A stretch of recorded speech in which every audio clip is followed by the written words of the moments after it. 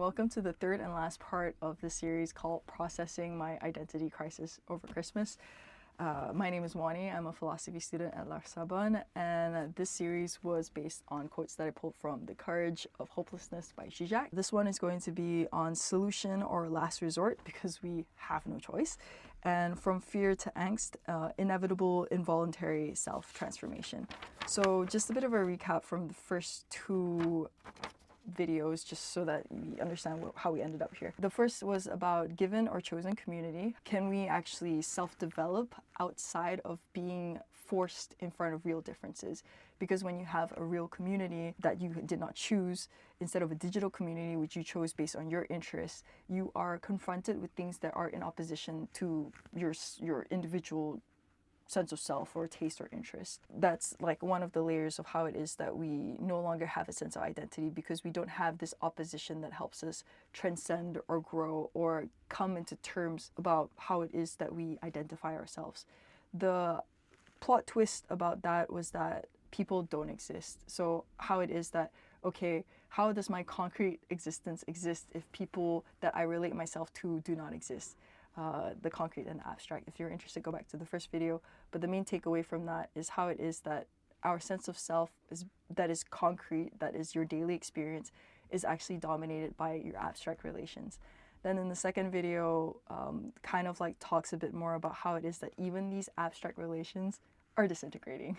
So then, okay, there's nothing concrete, even the abstract is disintegrating. So what do I do? What am I left with? And this is where we come to this part of the video. In the same chapter, The Populist Temptation, page 281.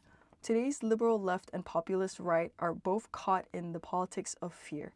Fear of the immigrants, of feminists, etc. Hi!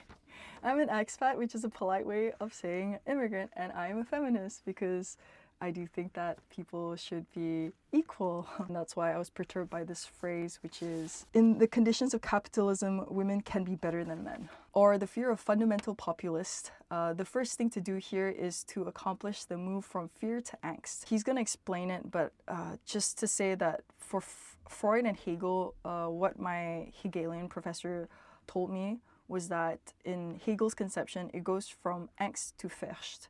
Furcht is kind of like this thing without an object. You translate it, it also shows like, fear or anxiety or dread, kind of like this impending doom kind of thing. But it's much more about this idea that in Freud's terminology, it's fear to angst. Fear is like there's an external object, but the second one is like there's no object. But then in Hegelian terms, it's furcht.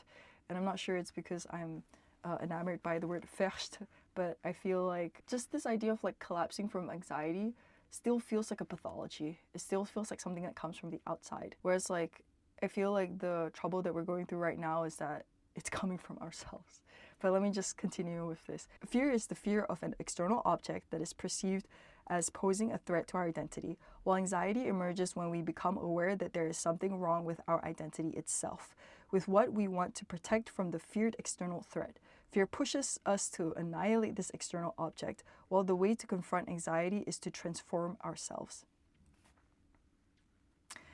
A lot to unpack. And I don't want to get psychological, so let me just take this like really slow. So we no longer have the external object. So my identity is not about the domination or the suprimation, the annihilation of this external thing. Like, oh, this person is... You guys are aware of like white fragility, right? Like this idea that a person who is white, who, how would you say it? Like, as a person who's not white, sometimes I find myself like sugarcoating things just so that they don't feel guilty for being white. I have white friends, I can count them. But it's the idea that a person no longer feels the need to dismiss or to get rid of another person's experience just so that their identity remains intact. It's the idea that if you feel a certain way and it's not the way that I feel about something, then my personal identity is at risk. It's kind of like why when you have like certain discussions and a person gets really heated, it's probably not about the specific thing itself, but what they've attached in terms of their value systems in terms of like how it is that they identify themselves in the conversation. So they're defending the conversation in terms of defending their identity, and not so much about like, you know, the conversation in and of itself. That is the part about how it is that the external object as a threat to one's self-identity. So once we moved away from that, because we're starting to realize that there is a disintegration of our relationship to the other, whether it be concrete or whether it be abstract, the thing that happens now is that we are confronted with anxiety, or again, as I prefer, furcht. And what it is that we could do to confront anxiety is to no longer go outside to try to either confront or oppose ourselves, because we can find no proper opposition. No stable opposition, because it changes depending on, you know, I know it changes between like who you speak to, because everyone comes from a different cultural aspect, which is something that I'm extremely interested in learning more about to be able to articulate.